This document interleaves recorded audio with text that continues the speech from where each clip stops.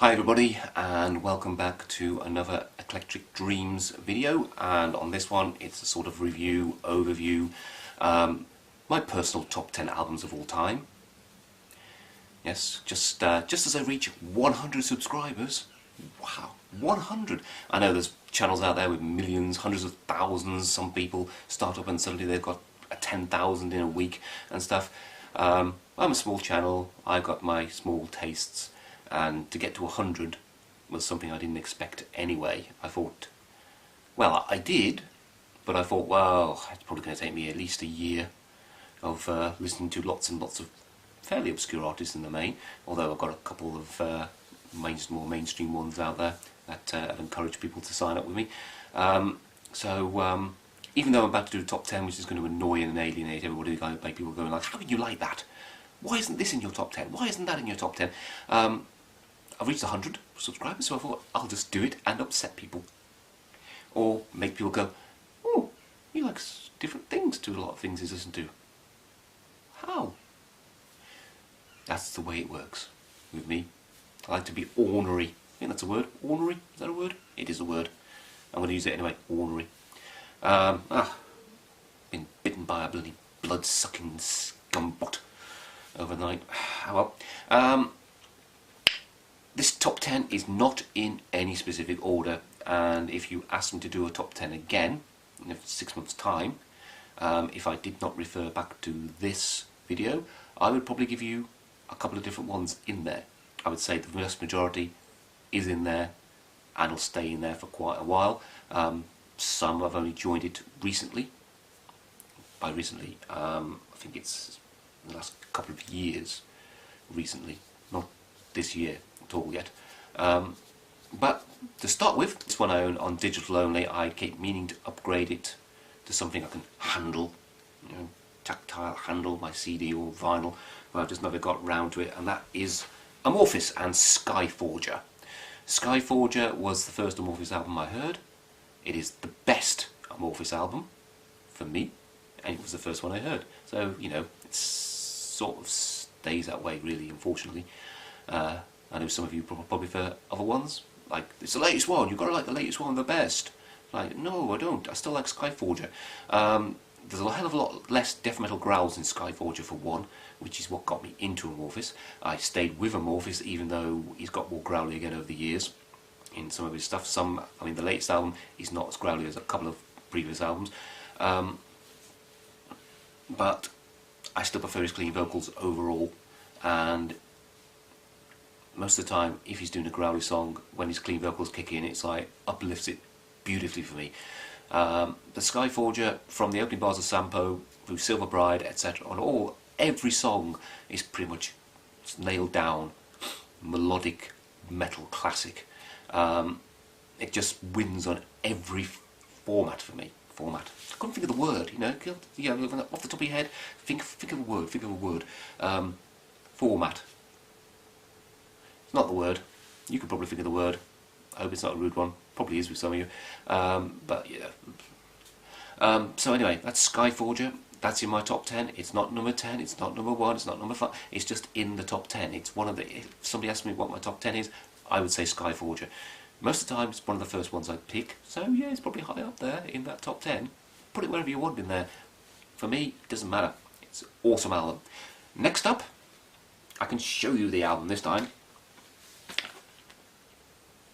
Magnum, on A Storyteller's Night. Magnum, if you don't know them, British band from a place called Stourbridge, which was only a few miles from where I used to live, in the West Midlands. And Magnum were classed in the early days as a pump rock group. I don't know why. I think someone just made that word up because they weren't progressive enough to be, progressive. They weren't rock enough to be rock, so there had to be something else. I think Styx have been labelled that as well in the past. Magnum are, on the main, hard rocking in that sense, but they are smothered in lots of keyboards as well. And I discovered them with their very first album, Kingdom of Madness, which is fantastically strange album in many ways. It's very direct, very straightforward in other ways, but it still isn't like a rock album you'd expect. And they carry on through the 70s with a different sound to a lot of rock bands. And then they came up to On a Storyteller's Night, and suddenly they're more commercial, they're more rock, and they're, for want of a better word, pomp versions all coalesced into a fantastically classy rock album. I mean, the first 3 tracks alone, How Far Jerusalem, Just Like an Arrow, and On a Storyteller's Night, are just stone cold classics. There's More Dance and Two Hearts, All England's Eyes, Last Dance. I mean, from start to finish, this album's got it all. This version I've got here is a Back on Black limited edition re-release. I've got it on vinyl before this as well, but that one is scratched to death. We moved a couple of times, and I hadn't heard. Let's put it on the turntable for about 3 years because of all that moving stuff. And when I got to it, somehow it got scratched. Vinyl gets scratched even by not being used, being touched. Just go like, you know what I'm going to do today? I'm going to get scratched. That's the downside of vinyl. Beautiful side of vinyl is it's just beautiful packaging. But that's my second album. Third, carry on with the vinyl treatment. It's Marillion, Misplaced Childhood. Vinyl. If we're going to open it, okay, full sleeve. See with the lyrics in it. The original release, of course. Misplaced Childhood is the best Marillion album of all time for me. There were plenty of people going like, no. But again, like Brave, if you've seen my review of that, this is a concept album. This time it's with Fish, the original vocalist. And while this is a much more complex album than their previous albums, this is the one that broke them pop-wise, because it's got 2 singles on it, Kaylee and Lavender. If you know Marillion for Kaylee and Lavender, that's not what they sound like most of the time. But both of these songs are subsumed into the whole story narrative and sound, and this is just a wonderful piece of prog rock. Wonderful. I know there's people out there who always disparage Marillion because, I don't know, they don't like people that do things they like that are good somehow. But Misplaced Childhood is a brilliant piece of progressive rock. It's best listened to as a whole, but again, you can dip in and out if you just feel like the singles, or if you feel like 1 or 2 of the more challenging tracks. There's nothing really challenging to me, but some people have said, oh, it's a bit difficult to get into. No, it's not. No, it's not. You know, that's exactly what people say to me about other things that I can't understand, so I thought I'd just do it myself. But yeah, Misplaced Childhood. Brilliant album again. Of course, I'm not going to say anything's not. This is my top 10. Can't think of the words. Next on the list, back to the 70s again. UFO, Obsession. Weird covers by Hypnosis, a speciality. UFO with Obsession reached their height, I would say their zenith. They were, still are, about to retire I think, but still are a classic rock band in the 70s tradition. They had a guy there called Michael Schenker during their best years, German, used to play with the Scorpions. His brother still does if the Scorpions are still going. But through the years, from Fawcett and other things, that's another album by the way, they just built on classic rock sounds with classy, searingly brilliant guitar solos from Schenker, and it culminated in Obsession. Kicking off with Only You Can Rock Me, Back It Up and Go. There's Looking Out for Number 1, You Don't Fool Me, One More for the Rodeo, Born to Lose. All of them brilliant. One tedious little flute ditty called Arbery Hills in there. which Schenker reused for a song on his first MSG, Michael Schenker Group album. Which was, I went, what? I know that. Because he wrote it, and it wasn't really a guitar thing. Oh, strange stuff. But UFO basically were at the top of their game with Obsession. They then released Strangers in the Night, which was a double live album. People go like, oh, this is brilliant, this is awesome. I got all the songs, I don't need to listen to it. I've heard it. But it's like, it doesn't add anything to it for me. Watch it, like I said, watch it. But I just don't like just listening to live stuff. I don't know why. It's a weird thing for me. But after this, Schenker left. After Strangers in the Night, Schenker left. And UFO started to fade. He was definitely a fundamental part of what made their DNA tick. And they were never the same again. And they're not quite obscure, but there's a bit of obscurity. They're still around. Their final gigs are going to take place soon, I think. But they never again hit those heights. The next album's sold reasonably, but it was a downward spiral of not very exciting releases in the end. But Obsession, superb classic rock. Okay, let's carry on. That's how many is that? That's four. So number 5, we have Muse. I like Muse, I hate Muse. Muse are one of those bands that change with their albums, change their albums and sounds like the wind. Every album sounds like Muse, but the style is constantly evolving, constantly changing. First album, didn't like it. It was very like a poppy Radiohead. I didn't really like it. Second album was much better. I didn't bother with it until I heard Muscle Museum.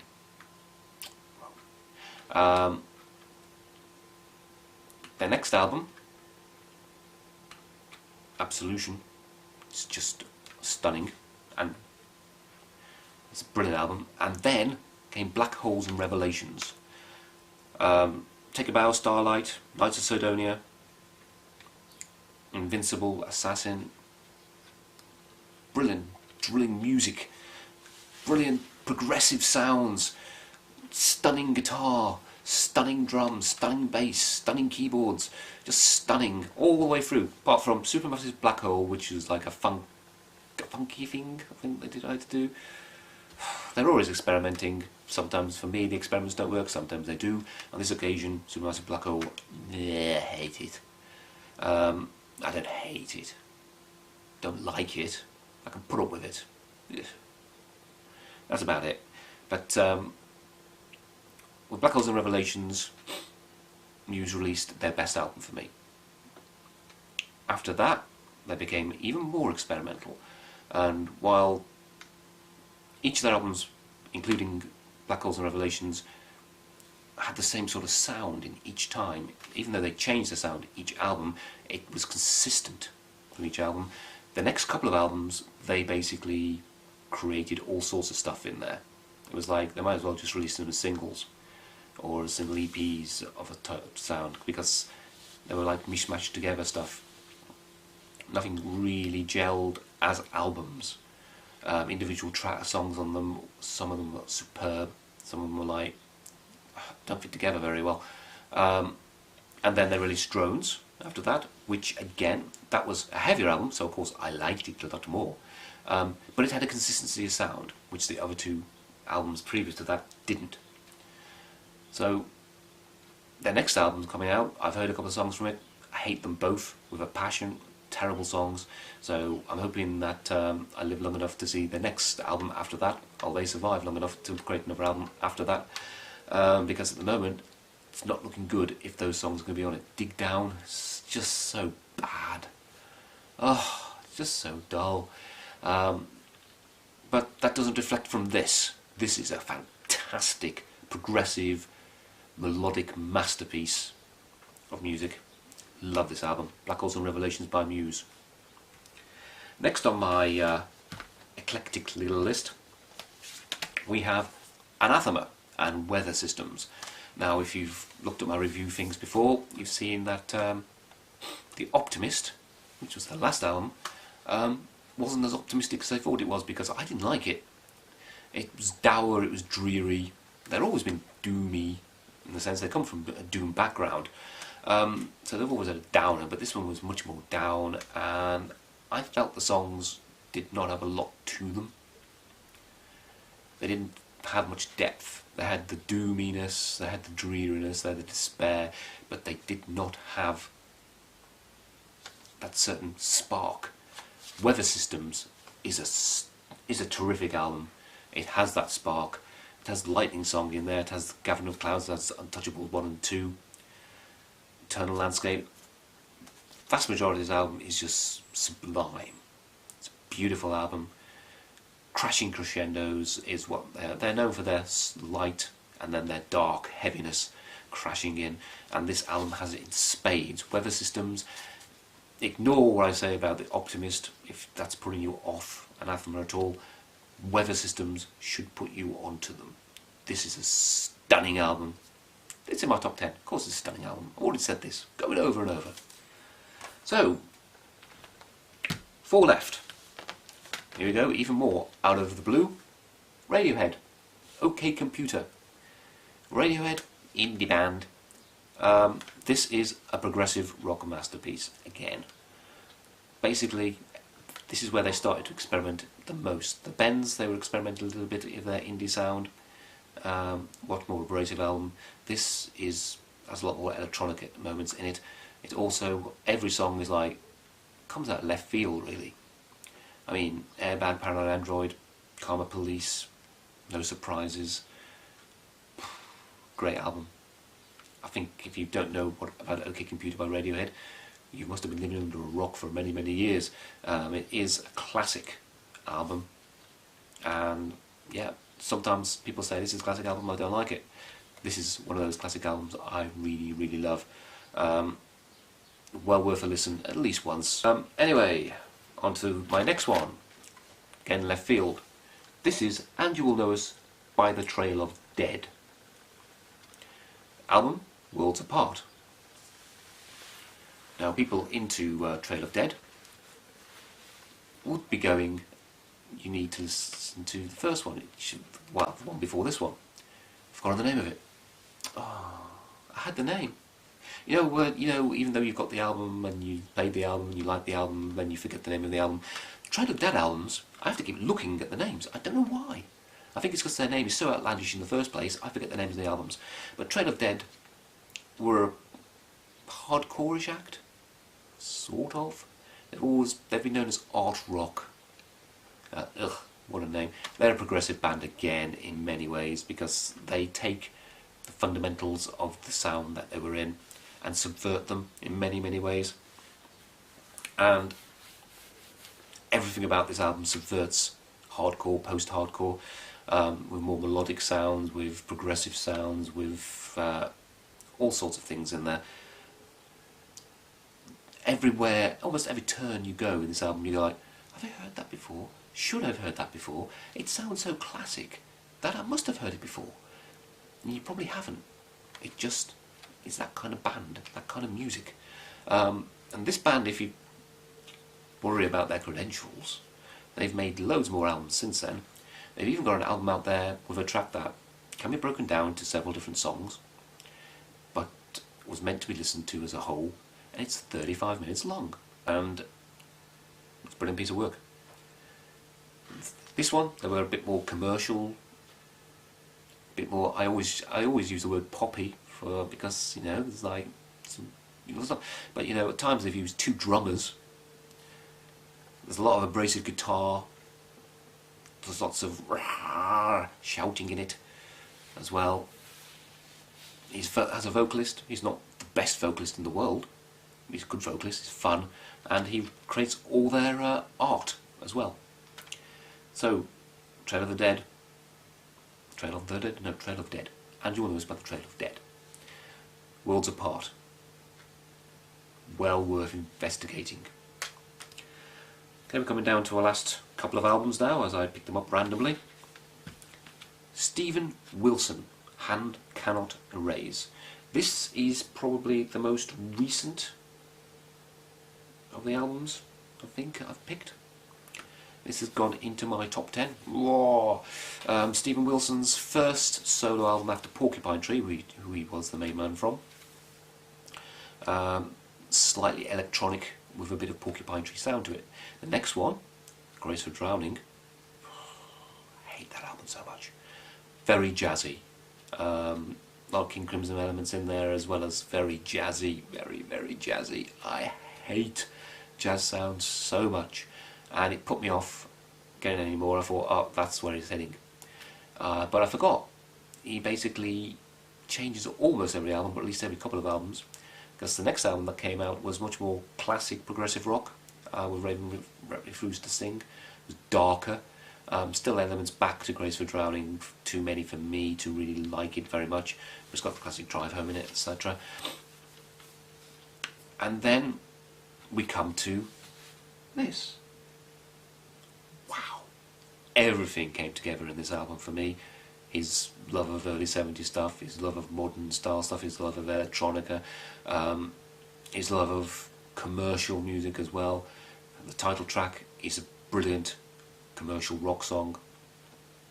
That, you know, it's so up-tempo, then it's followed by Perfect Life, which is so depressingly beautiful. It's got Regret #9 or number 9 there, which is an instrumental that has to be listened to be believed. It's just so outrageously brilliant. The whole album is, of course, a stunner.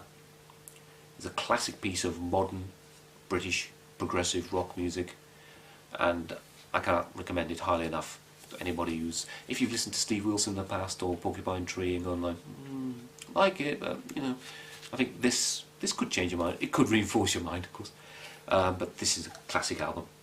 And the final album, again, as far as I'm concerned, one of the greatest albums that ever came out, Faith No More, Angel Dust. Originally bought this on cassette many moons ago when I was in Italy and had nothing else to play apart from a couple of cassettes, so it was like, buy something. Oh, people say Faith No More. When I first heard it, it was like, what the hell is this? It was like nothing I'd ever heard before. This is a difficult album to get into, just if you're a kid who's been listening to a lot of heavy metal at the time.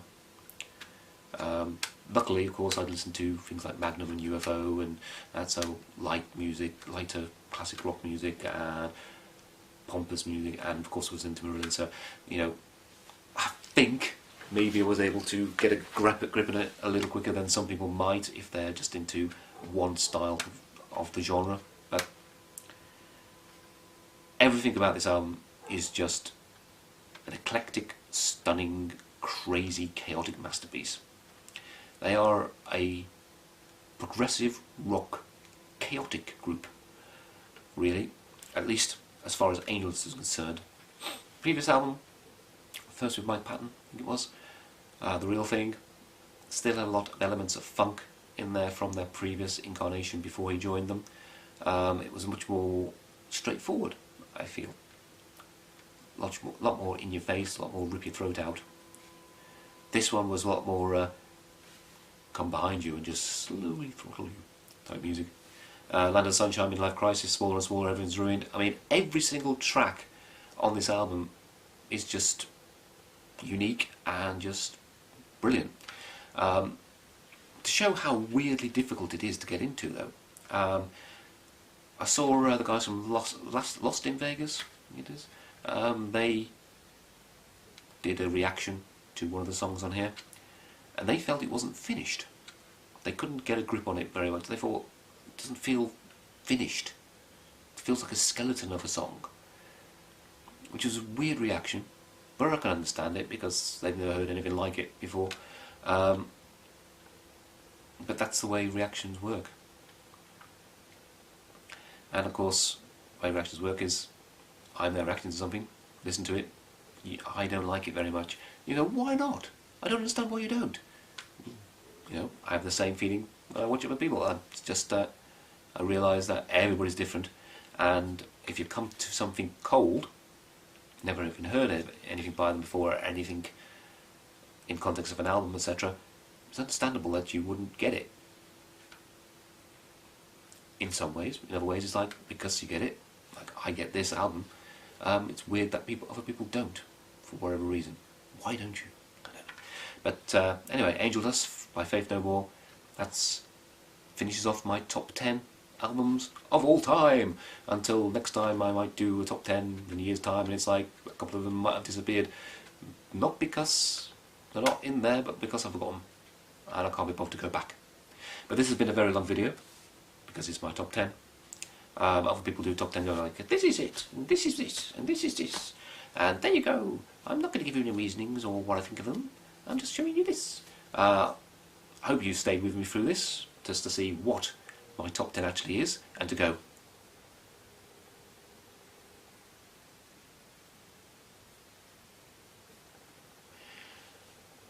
I don't know. I like all these albums. You can discuss the reasons why with me if you wish. You can disparage me if you wish. You can give me your top 10s if you wish. You can say, hey, these are my top 10s. You haven't mentioned, have you heard any of these guys? What do you think of them? And would you like to react to any of them? See how it works. That's it from me.